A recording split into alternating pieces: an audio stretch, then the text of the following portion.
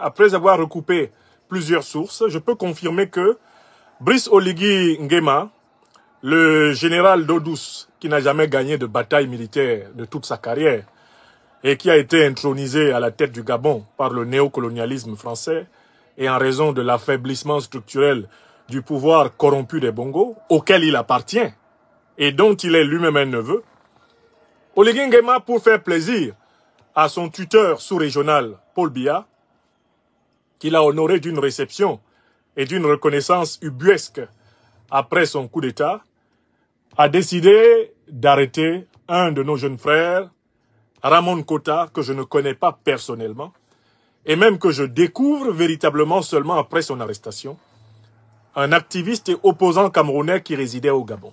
Oligui Nguema l'a arrêté, menotté, et l'a livré à Paul Biya, ou du moins à ceux qui exercent le pouvoir sous les hautes instructions du dictateur complètement sénile. Je voudrais réagir à cette actualité. Et je vais dire 4 choses. Premièrement, j'appelle les Africaines et les Africains de tout pays, à commencer par mes frères et sœurs du Gabon, à manifester leur solidarité et leur soutien à notre jeune frère, l'activiste Ramon Kota, qui dénonce la dictature du Cameroun et qui est opposé à la domination néocolonialiste et impérialiste contre le peuple africain en tout pays. Nous lui devons sans condition, nous lui devons solidarité. Alors, ceux qui ne sont pas solidaires de cela, ce n'est pas grave. Par contre, si sur la moindre des vidéos que je suis en train de donner, vous avez dit que vous n'êtes pas solidaire avec Raymond Kota, enlevé il y a à peine 48 heures au Gabon et livré aux géoles infectes de Yaoundé, je vous bloque de mon réseau. Donc, tant pis pour ceux qui ont fait un commentaire cynique et sadique. Sous la moindre des conférences, vous êtes virés. Ce sera fait. Le nettoyage, la benne et la voirie va passer. Alors, nous devons être solidaires de Ramon Kota. Parce que Ramon Kota fait la même chose que toutes les Africaines et tous les Africains en tout pays qui ont dénoncé l'injustice dans leur pays, l'injustice dans notre continent. Il fait la même chose que nous. Chacun fait cette chose-là quand il l'a fait à sa façon, avec son style, avec ses moyens, avec sa culture, avec son expérience, avec les opportunités qui lui sont offertes. J'ai pris le temps de regarder 2 ou 3 vidéos de Ramon Kota. Dans son engagement comme activiste, il défend strictement les causes fondamentales du peuple camerounais et du peuple africain. Il défend les 4 principales causes de la lutte de l'Afrique des libertés, à savoir le retrait total des bases militaires néocolonialistes sur le sol africain, la suppression totale de la monnaie néocolonialiste de franc CFA sur le sol africain, la fin des dictatures criminelles des Africains contre les Africains en Afrique et la refondation des institutions africaines, qu'elles soient politiques, économiques, culturelles et même spirituelles, sur la tradition africaine. Avant de le défendre, j'ai vérifié qu'il défend ces 4 causes. Et voilà pourquoi je voudrais vous dire que vous pouvez le défendre en âme et conscience. C'est un jeune homme qui s'est engagé pour ce qui est bon et juste, ce qui est vrai, qui est beau, qui est bon, qui est bien pour nous tous. Ça, c'est le premier point. Deuxième point, deuxième remarque, l'acte d'Oligui Nguema vient une fois de plus clarifier la question politique gabonaise d'abord. Certaines Gabonaises et certains Gabonais, mes frères et sœurs, ont pu croire à la chute d'Ali Bongo, renversé comme une feuille de papier, pliée et froissée dans une poubelle de bureau par Brice Kotter Oligui Nguema. Certains ont pu croire, mes chers amis côté YouTube, ils essayent de nous interrompre. Hein. Donc pensez à partager massivement l'émission. Vous également côté Facebook, s'il vous plaît, faites autant de partage que vous êtes. Quand votre serviteur se connecte, ils souffrent tous. Et Pareil également côté TikTok, partagez. Ne vous inquiétez pas pour les troubleurs de la classe de l'Institut de l'Afrique des Libertés. La brouette, la poubelle vont passer et ils seront tous ramassés et foutus dans les poubelles de l'histoire. On s'en occupera après. La question politique gabonaise, disais-je, est clarifiée par l'acte que vient de poser Oligui Nguema. Les Gabonaises, les Gabonais ont pu croire qu'Oligui Nguema représentait un pas vers la libération de leur peuple, un pas vers l'émancipation de leur peuple, un pas vers la souveraineté de leur peuple. Or, Oligui Nguema n'est pas différent de Paul Biya, n'est pas différent d'Obiang Nguema ou de la dynastie des Déby, ou de la dynastie Eyadema, ou de la dynastie Ouattara. Oligui Nguema est un misérable valet, c'est un satrape militaire france-africain. Vous en avez la preuve maintenant, puisque pour faire plaisir à son homologue, un autre grand voleur de pouvoir qu'est Paul Biya, jamais élu à la tête du Cameroun, Oligui Nguema a cru nécessaire de kidnapper un exilé politique camerounais au Gabon et de le livrer à Paul Biya, qui n'en demandait même pas tant. L'acte d'Oligui Nguema vient confirmer devant le peuple gabonais à quelle famille politique continentale et mondiale appartient Oligui Nguema. Il appartient à la famille néocolonialiste. Il appartient à la famille anti-panafricaniste. Il appartient à la famille des ennemis de l'Afrique. De ceux que France Fanon a appelés dans son magnifique ouvrage les peaux noires, masques blancs. Les Mayotte Capétia. Ça, c'est le deuxième élément important. Les Gabonaises et les Gabonais, que j'ai été assisté récemment lors de leurs assises pour la refondation qui se sont tenues à Paris, ont, à travers cet acte lâche, vil, abject, méprisable d'Oligui Nguema, une preuve supplémentaire qu'ils ne sont pas sortis de l'auberge de la misère. Car c'est un voyou au service des intérêts étrangers, un voyou opposé au peuple africain qui a pris la tête du Gabon. D'ailleurs, ce n'est pas un hasard si, alors qu'on nous donne des concepts du genre la junte, les putschistes, quand il faut diaboliser les dirigeants patriotiques, révolutionnaires, panafricanistes du Mali, du Burkina Faso et du Niger, eh bien, on a bien vu tous les roitelets de la France-Afrique jusqu'à leur patron parisien accorder le tapis rouge au général d'eau douce, Oligui Nguema, qui n'a jamais gagné une bataille militaire, ni au Gabon, ni en dehors. On lui a donné tapis rouge à Brazzaville, tapis rouge à Yaoundé, tapis rouge à Abidjan, tapis rouge à Dakar. On lui a donné tapis rouge à l'Élysée, alors qu'il avait perpétré un coup d'État. Les mêmes qui traquent les panafricanistes révolutionnaires pour présenter comme des putschistes, des juntes, des ceci, des cela, des régimes illégitimes. Ce sont eux-mêmes qui ont entériné, bien sûr, l'arrivée au pouvoir, de cet ubuesque personnage d'Oligui Nguema, qui, en réalité, n'a aucune culture politique. Si on peut lui tolérer une culture, peut-être une culture de militaire de troupes inféconde. Mais aucune culture politique, c'est une véritable barbouze de la France-Afrique qui a débarqué à la tête du Gabon. Et Oligui Nguema est pire qu'Ali Bongo. Ali Bongo, au moins, avait l'habitude du pouvoir en tant que fils de président, même si c'était un président valet de la France-Afrique comme son père, il avait au moins une certaine habitude des formes du pouvoir. Oligui, on le voit très bien, c'est un grossier personnage, parvenu à la tête du Gabon. C'est Ubu Roi. Et donc, les Gabonaises et les Gabonais qui dormaient doivent se réveiller. Si vous pensiez que vous avez un président qui représente pour vous une amélioration qualitative de votre sort, frères et sœurs gabonais, vous vous êtes mis le doigt dans l'œil jusqu'à l'épaule. Qu'est-ce qu'Oligui dit par là aux Gabonais et aux Gabonaises? Il leur dit que les dictatures dans lesquelles lui il a été accueilli avec tapis rouge ne sont pas des zones de refuge positives pour eux. Et ça, c'est le troisième message. Les Gabonaises et les Gabonais qui résistent contre Oligui Nguema savent maintenant où il ne faut pas aller. Partout où vous avez vu Oligui Nguema, en Afrique notamment, reçu avec faste, reçu avec tous les honneurs. Vous, résistants gabonais, vous, opposants gabonais, vous savez que désormais, puisque lui livre les résistants et les opposants des pays de ses homologues france-africains, vous savez désormais que Oligui Nguema veut obtenir de tous ceux par rapport auxquels il livre les opposants, eh bien, de leurs pays respectifs, il veut obtenir la réciproque.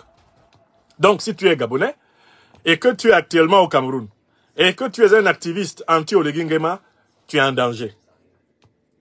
Parce que le régime Biya, pour remercier Oligui Nguema et l'encourager à continuer, n'hésitera pas à te livrer. Si tu es gabonais et que tu es en Côte d'Ivoire et que tu combats Oligui Nguema, attention, Ouattara Draman, lui, c'est le spécialiste des kidnappings. Il t'envoie à Oligui dans l'espoir que s'il y a un Ivoirien qui le critique et qui est au Gabon, il te l'envoie. Si tu es gabonais et que tu critiques Oligui et que tu es à Brazzaville, attention à toi. Parce que Oligui est en odeur de sainteté chez Sassou, qui semblait être très content de la chute de son ancien beau-frère ou beau-fils, Ali Ben Bongo. Donc, toi, opposant gabonais, qui est maintenant au Congo-Brazzaville, te voilà en danger puisque Oligui est bien accueilli là-bas. Qu'est-ce que je veux dire à travers cette troisième remarque? Une internationale de kidnapping des opposants politiques par les dictateurs africains, une véritable association internationale de kidnapping. C'est une association de malfaiteurs, de criminels en col blanc, les dictateurs de la France-Afrique. Ils se sont passé le mot, si l'un de mes opposants passe par chez toi, donne-le-moi. Et là-dessus, sur cette troisième idée, je tiens à vous donner mon témoignage. Moi, je suis opposant au régime du Cameroun et au régime de Côte d'Ivoire principalement. Et toutes ces dernières années, j'ai fait l'objet de toutes sortes de tentatives de kidnapping. La dernière en date, ça s'est passé sous vos yeux. Je partais d'ici en France vers l'Angleterre. On a voulu me kidnapper, eh bien, à la frontière anglaise pour me livrer à Ouattara. Donc, en fait, il faut que nous prenions conscience, et ce ne sont pas simplement les intellectuels, les activistes qui sont dans cette situation, tous les opposants politiques. Le leader du mouvement Génération Un Peuple Solidaire, Guillaume Kibafori Soro, il en est à sa 12e tentative de kidnapping manquée. Beaucoup d'opposants politiques ont été assassinés dans des pays étrangers par les services secrets eh bien, de leur pays d'origine. Vous avez vu mourir Guy Parfait Kolelas dans un avion d'Air France. Alors, il faut que les Africaines et les Africains qui luttent contre les dictatures de la France-Afrique prennent conscience du fait que, en fait, en face, il y a une internationale. L'internationale des dictateurs de la France-Afrique pour éliminer les uns pour les autres leurs opposants respectifs. Il faut que cette idée soit très claire. L'internationale de kidnapping des dictateurs de la France-Afrique, cette internationale est en train de fonctionner parce que les dictatures de la France-Afrique sont sans exception en très grand danger. Toutes sont en très grand danger. Donc les dictateurs se serrent les coudes et ils s'entendent pour essayer de nous éliminer les uns après les autres.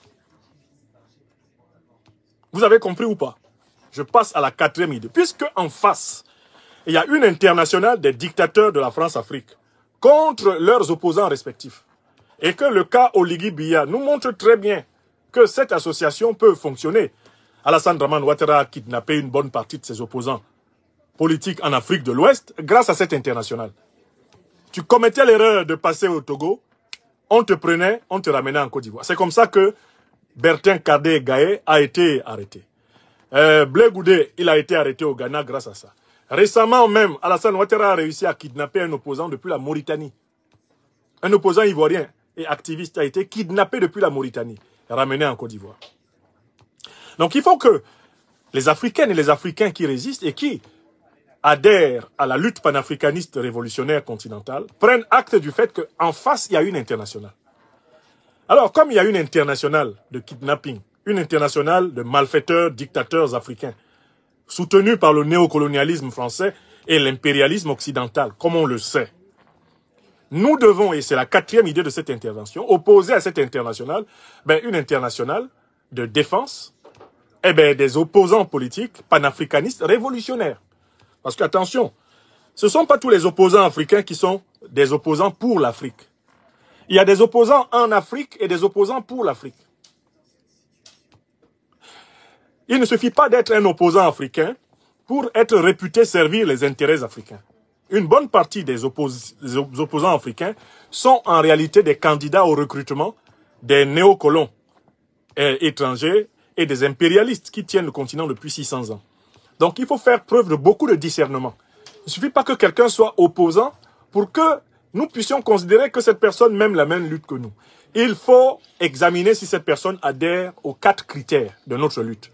Est-ce que cette personne est pour le retrait total des bases militaires des puissances négrières, coloniales, néocoloniales et impérialistes de notre sol?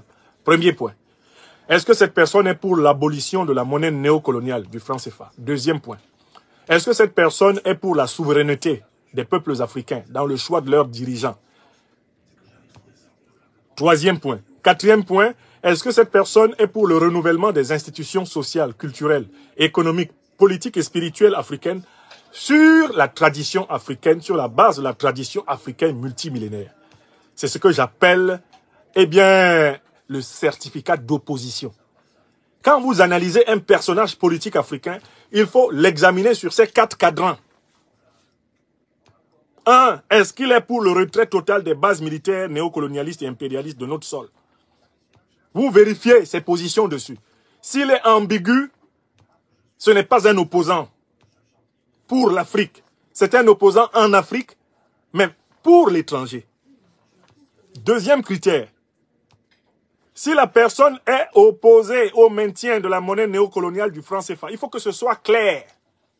Ça ne doit pas être ambigu. Il ne faut pas que les gens vous disent, on va voir, c'est-à-dire que non. Ce n'est pas un opposant pour l'Afrique. Celui qui est ambigu sur la question de la souveraineté monétaire africaine n'est pas un opposant pour l'Afrique. C'est peut-être un opposant en Afrique. Mais ce n'est pas un opposant pour le peuple africain. D'accord? Troisième critère, c'est un examen facile à passer, hein, quand on est clair. Est-ce que cette personne veut que les dirigeants africains soient strictement choisis par les peuples africains eux-mêmes? Que les dirigeants africains émanent des masses populaires africaines elles-mêmes? Oui ou non? Si la personne te dit non, il faut qu'il soit imposé par la France, ou la Russie, ou les États-Unis, qu'il soit imposé par quelqu'un d'autre que les peuples africains, eh bien, ce n'est pas un opposant pour l'Afrique, c'est peut-être un opposant en Afrique. Enfin, dernier critère, il faut que cette personne s'engage à valoriser la civilisation négro-africaine multimillénaire en se basant sur elle pour penser nos institutions sociales, culturelles, économiques, politiques et spirituelles. Cette personne doit être engagée pour la renaissance civilisationnelle africaine. Et voilà pourquoi quand je dis ces choses, je les dis toujours aussi en langue africaine et en anglais, parce que ça nous concerne le plus largement possible. In English, it gives. You can't say, I am an African opponent if you don't fulfill those 4 conditions I'm giving now. The first condition is that you must ask for the withdrawal, the complete withdrawal of all neocolonial and imperialist troops out of African soil. This is the first condition. If you are not clear about that point, we don't consider you like a true African opponent for the African people. You are probably an opponent in Africa, but not an opponent for Africa. Number 2, condition number 2. If you say you are an opponent in Africa, brother and sister, listen to me. You must ask for the end, the withdrawal of this neo-colonial currency called franc CFA. And your opinion must be clear on that point. Africa must be owned by African currencies, African people, African enterprises, African sovereign individuals. This is number 2. If you are ambiguous on that currency question, you are probably an opponent in Africa, not an opponent for Africa. Because there is a difference between an opponent in Africa and an opponent for Africa. Number 3, if you pretend that you are an opponent in Africa and at the same time an opponent for Africa, you need to recognize that the sovereignty is exclusive to African people. African leaders must not be chosen by foreign powers being them Western powers, Eastern powers, being them France, England, USA, Russia, China, or Turkey, or Iran, or what else. African people, African endogenous process must choose African leaders. The African revolution itself must determine who is the leader. And the number 4th criterion to be a true African opponent is to root African struggle in African tradition. That is why when I talk about these 4 main elements of our program, of African Institute of Freedom, African Freedom Institute, I also say them not only in French, not only in English, but also in African tongue. So let me say it now in Bassa Bantu language. Utabele ukale uye Afrika, uye joli new Afrika, ibale umpoholbele, bisonda biri kokong, bimbenge kwa bisu bihia makuma bilong yes Afrika, jamli bisuli. Ebale unkalbe mbale muyom utabe joli new Afrika, bebe ye jo Afrika, utabe joli new Afrika.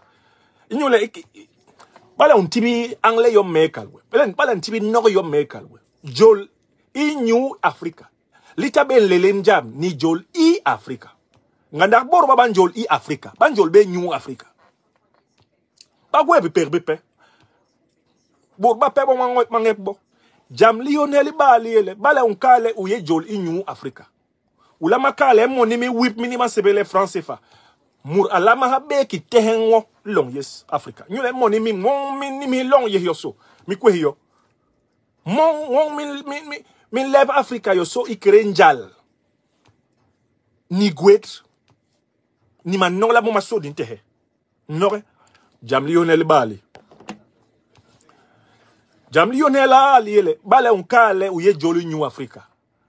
We unebele bon ba Africa bon bala ma pohol ba inget ba enel ba. Ngenel Afrika mournum pe ampoho benye. Pour la sibe bon man poho ngene Afrika. Ngisibe bon man poho ngene Afrika. Amerika be yon impoho ngene Afrika. Russia be yon impoho ngene Afrika. China be yon impoho ngene Afrika. Bon ba Afrika. Bilong pe Afrika. Maten ma Afrika. Mon mere mon man poho ba ene bab. Tilanala. Nano de barne pam jambi yon helina. Kalba mele uye jol new Africa. Ibale nsumo bele yiba sosorol, yiba tara. Yon di bongol makumes. Momaso. Boroni li kulindap. Leteni li kulilong. Bale uye banga man Africa. Ulama por lemb Africa. Ulama gwes di lemb di Africa. Ugweheri yi Africa. Unorok bekarbi Africa. U emblere. Mahongol ma ba sosorol ba kenyi ba Afrika. Nous les Afrika iye li kou li bisu. Li bor ba benam. Munun konsi. Men ko de timba yom i. Afrika iye li kou li bisu. Li bor ba benam. Munun kon ikere konsi. Ngele yone Afrika iye li kou li bisu. Li bor ba benam. Munu ikere nkong ici. Tilana. Là. Voilà.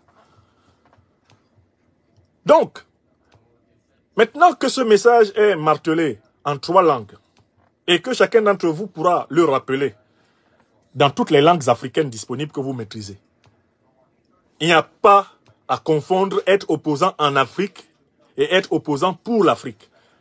Ce qui nous intéresse, nous marchons avec ceux qui sont opposants pour l'Afrique ou dirigeants pour l'Afrique. Oligui Nguema n'est pas dirigeant pour l'Afrique. C'est un dirigeant pour la France-Afrique.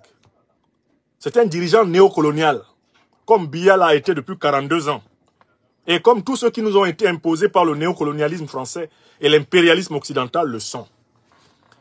Donc c'est lui qui a donc enlevé notre frère, Ramon Kota, pour le livrer aux cellules infectes, à la torture, à la brutalité, à la bestialité du pouvoir de Yaoundé. Donc nous avons vu l'une des manifestations dans les conditions d'assassinat du journaliste, le journaliste qui a été tué dans les rues de Yaoundé. Vous vous en souvenez, il y a à peine 6 ou 7 mois. Vous avez vu là, il n'y a même pas encore 1 an qu'il est dans la tombe. Vous avez vu comment il a été tué. N'est-ce pas? Bon, très bien. Maintenant, j'en viens à la conclusion de mon propos. Bon, Oligui Nguema nous montre qu'il se moque de notre vie. Il se moque de la vie des peuples africains en général. Et il se moque de la vie de ceux qui luttent pour les Africains. Donc, il voudrait que les Camerounais qui résistent contre le régime Biya finissent tous comme Zogo. A fini. Voilà pourquoi il prend Ramon Kota, il le donne à Paul Biya pour que Paul Biya l'achève comme les gens de Paul Biya ont achevé Zogo. N'est-ce pas? Très bien. Alors, il faudrait que nous aussi, Africains en résistance, en tout pays, nous énoncions les conséquences. Bon, Oligui Nguema, puisque les résistants africains contre des régimes france-africains sont indésirables au Gabon, nous aussi, nous disons qu'Oligui Nguema est désormais indésirable partout où nous pouvons lui opposer notre présence et notre masse critique. Il dit qu'on ne peut pas s'opposer au régime de Biya à partir du Gabon. C'est ce qu'il dit, Oligui Nguema. Mais nous allons nous opposer à lui à partir de toutes les positions que nous occupons sur la carte de l'Afrique et sur la planète. Donc à partir d'aujourd'hui, Oligui Nguema est un dictateur indésirable dans les diasporas africaines. Le peuple gabonais va s'occuper de lui au Gabon. Mais nous qui vivons en diaspora, nous lançons un appel à tous les panafricanistes. Nous lançons un appel à tous les résistants africains, en tout pays et en tout continent, pour s'organiser et rendre impossible la circulation internationale du tyran Oligui Nguema. D'abord, il est très minoritaire dans les diasporas gabonaises, qui savent que c'est un escroc et que c'est un incompétent. Maintenant, désormais, partout où il passe, il faut qu'il ait affaire à nous tous. Partout où Oligui Nguema passe, il faudrait qu'il se renseigne auprès de Paul Biya, qui, depuis plusieurs années, ne sort pratiquement plus. Parce que la diaspora camerounaise lui a opposé la preuve qu'il est minoritaire dans le pays. Et que s'il domine dans le pays, c'est par la brutalité abjecte, la brutalité sauvage. Eh bien, Oligui Nguema doit donc maintenant tester la masse volumique des panafricanistes révolutionnaires et des activistes chaque fois qu'il va mettre les pieds hors du Gabon. Ça, c'est la première conséquence. Nous devons le serrer de près chaque fois qu'il sort. Oligui Nguema. Ramon Kota.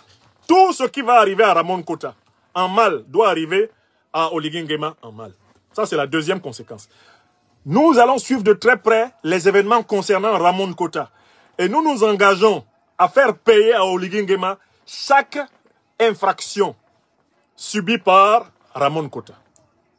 Alors, pour le moment, comme je dis ça, on dit je suis assis derrière les réseaux sociaux. Quand j'avais dit à Bazoum, qui se moquait de nous, que lui, il allait payer pour tout ce qu'il était en train de faire, Bazoum ne m'a pas cru.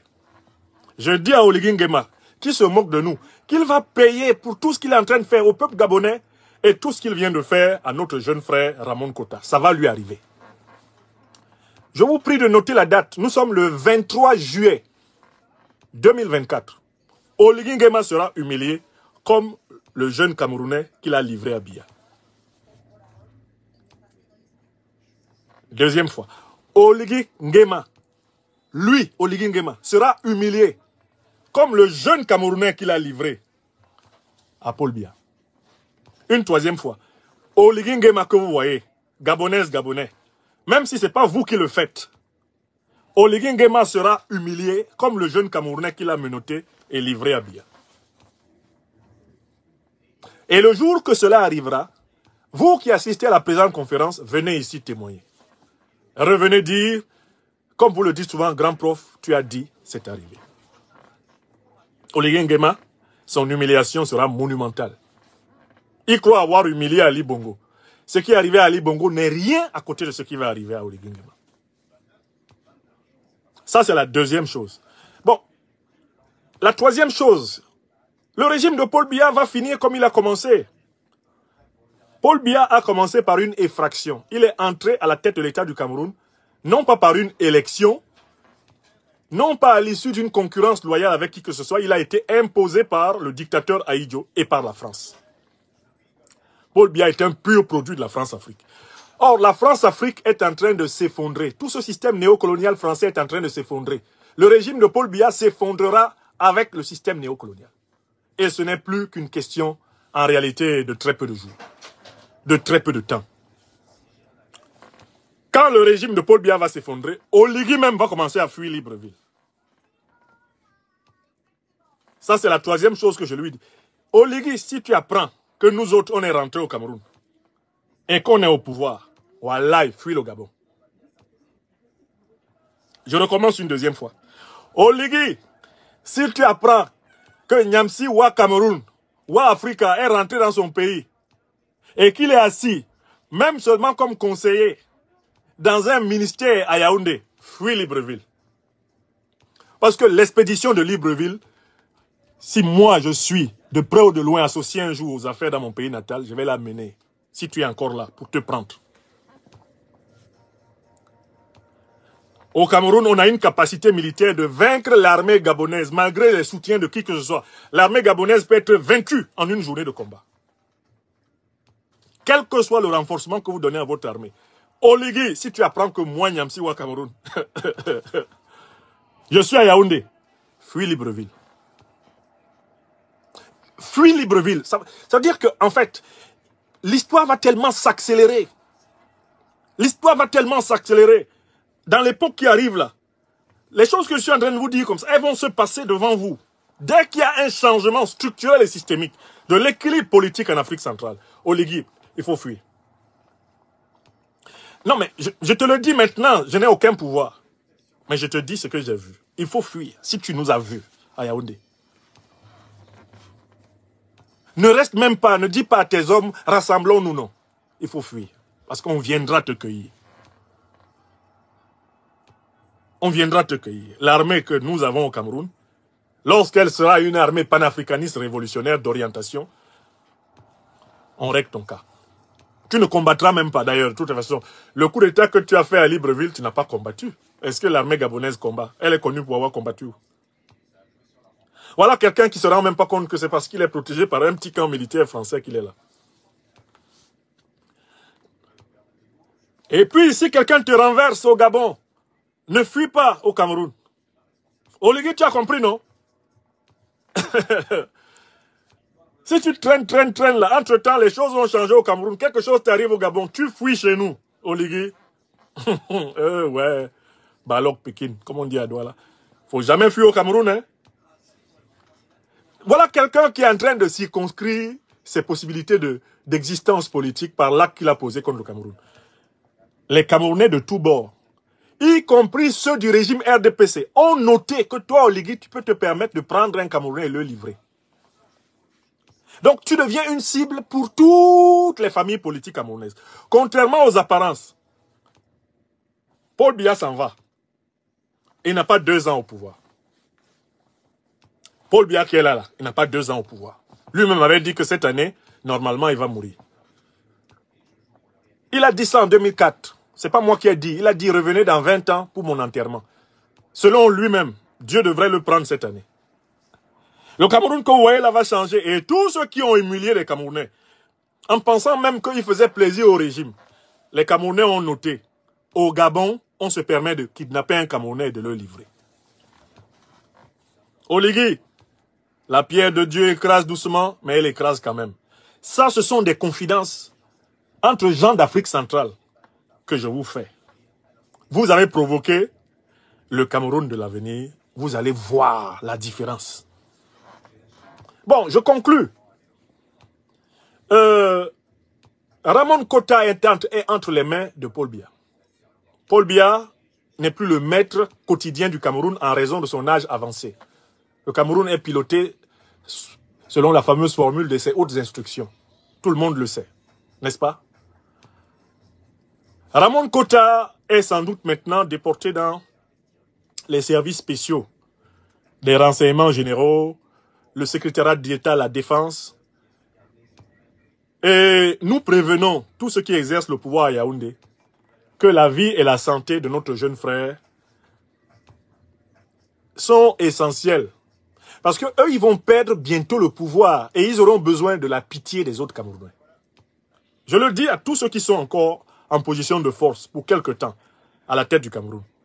Je le dis à Tangandji, je le dis à Ngongo Ferdinand, je le dis à Dion Gouté, je le dis au vieux chef de la police camerounaise, Mbargangele. Vous êtes pour quelque temps encore en position de force. Vous allez vous retrouver en position de faiblesse. Et c'est l'humanité et la compassion dont vous aurez fait preuve envers les Camerounais qui vont diriger le Cameroun, qui vont déterminer la qualité de votre sort quand vous n'aurez plus le bon côté, eh bien, du couteau. Que la vie, la santé de Ramon Kota soit préservée. Parce que je crois que vous tenez quand même à votre vie et à votre santé, vous qui le détenez. Nous savons que vous ne comprenez aucun autre langage que celui qui vous dit « ce que vous faites vous sera fait ». Ce que vous croyez faire arriver contre les autres va vous arriver. Ne venez pas ici, dans 3, dans 4, dans 5 ans, quand la roue de l'histoire vous écrasera, dire qu'on ne vous avait pas prévenu d'être humain. Car vous ne savez pas de quoi votre lendemain est fait. Tout va commencer par la mort de Paul Biya.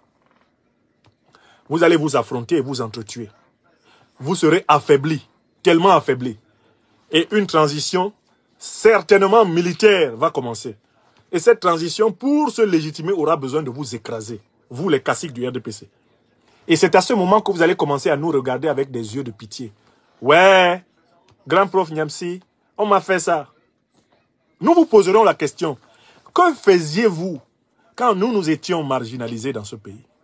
Que disiez-vous? De quelle pitié, de quelle compassion avez-vous fait preuve? Quand vous aviez le bon côté du couteau. Ce sont les questions qui arrivent hein, d'ici l'année prochaine. Vous allez tomber tout d'un coup et vous allez voir à quel point les Camerounais vous détestent. Le nombre de gifles que vous pouvez prendre dans une foule camerounaise, dans bientôt là. Vous allez même voir des membres de votre famille qui sont dans la foule pour vous taper. Vous avez entendu? S'il vous plaît, préservez l'avenir du Cameroun en faisant preuve de réserve, de retenue contre ceux qui se battent pour la cause juste du pays. Si vous ne le voulez pas, ben l'histoire jugera dans les prochaines heures, dans les prochains jours, dans les prochains mois et dans les prochaines années, entre ce que je dis et ce que vous dites.